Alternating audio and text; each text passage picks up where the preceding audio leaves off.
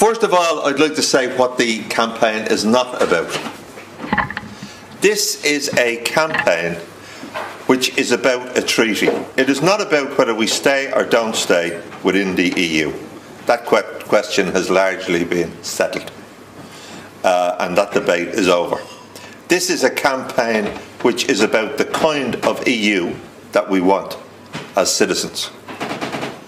We have an enormous responsibility as a country and as a people, because there are millions and millions and millions of people throughout Europe will have no vote and do not want this treaty, and they will not be consulted.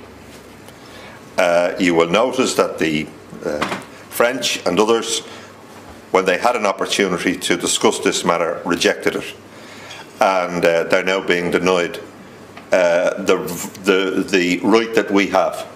And I should say that we have that right because of a very awkward individual by the name of Raymond Crotty, who had the guts to put his house and everything else on the line and take the Irish government to court some years ago. And we should remember that it wasn't those on high who gave us the right to have this referendum, but it was people like that who had the courage, I think, to stand up for the situation. Now, the treaty is being sold as though it's a situation where they're just improving the housekeeping arrangements because, you know, we used to do the voting like this, and now that we have 27 or 28, it's gone up, we have to change it slightly, so it's really only a piece of common sense. That's the way Dick Roach and the government would have you believe that this is all about. In other words, that it doesn't really fundamentally change anything. So the government see this as a pro-European thing to do. And the kind of the linchpin of all of this is everybody's sort of in favour of Europe. Now, I just want to make a general point about Europe in general. If you lived in the United States of America, you could elect a government or a president which was committed to a socialist vision of society. It'd be very difficult to imagine circumstances where that might happen, but you could do it. It is not prescribed by law. But in the EU, there is a constitution which prescribes, in other words, you're not allowed to advance social advance through public ownership of utilities and all of that. And that's actually prescribed by law, and that's quite unusual, because the history of Europe, as distinct from the EU, the history of Europe is that these matters have normally been decided by the electorate in individual countries. The degree to which you want public ownership, the degree and kind of taxation you want, and all of those kind of situations have traditionally come about through the argument of people in their own parliaments and the enactment of laws to shape their own destiny. That's, after all, why people have fought in this country for hundreds of years to have a state, because we can do things with it. Sometimes the government say, well, Dick Roach says, well, this is, you know, a treaty which is opposed by the extreme right and the extreme left. Well, the answer to that is, it's opposed by people who want more say for the people and who have ideas to put before the people. And I would argue that people who want to give away their own power to shape their own society are people who don't have any ideas and who want Europe run by technocrats. But let me just say something about Europe and the government, because I think it's important. As I say, the government say they want us to ratify this Lisbon Treaty, and they say that if we don't do this, we're not acting as good Europeans. But if you go to Stockholm, you can have free GP care.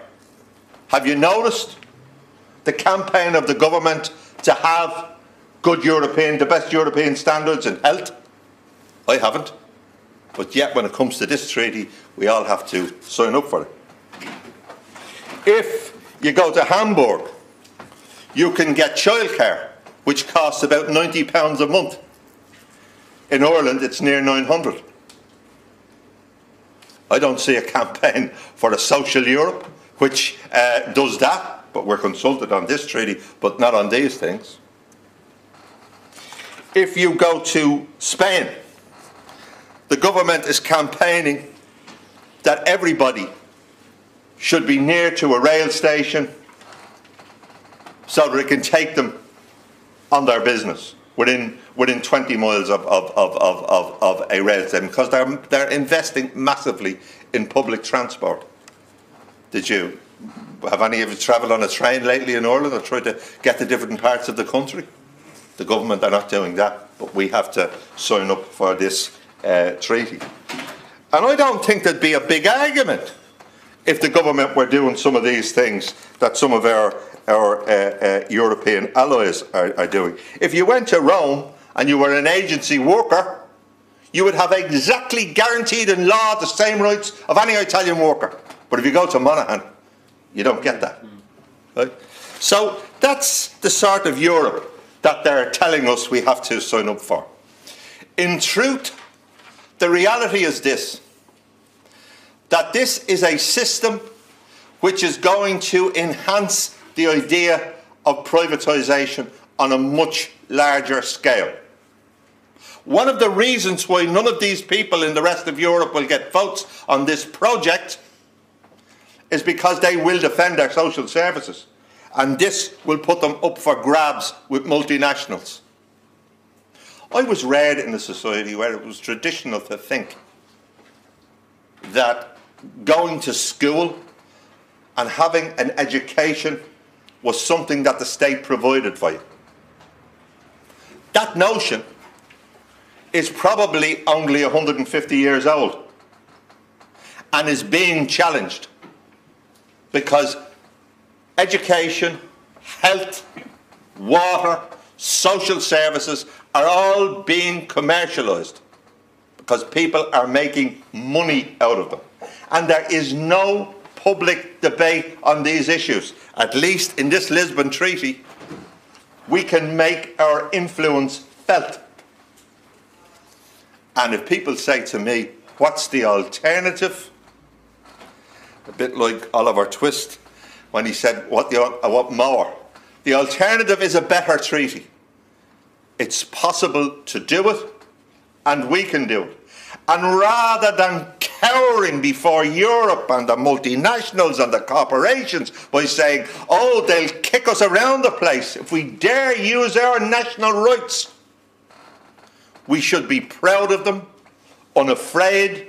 We should act like a people with confidence that we say no to this thing, that we want a better treaty, that we want a people-forced treaty, that we want a treaty which protects our public services, that we want a treaty that looks after us, and that we want a treaty that if we reject this thing, they will cheer Ireland right throughout Europe for what we do. And that's why I say we should get off our hind legs and campaign on this. And I just want to make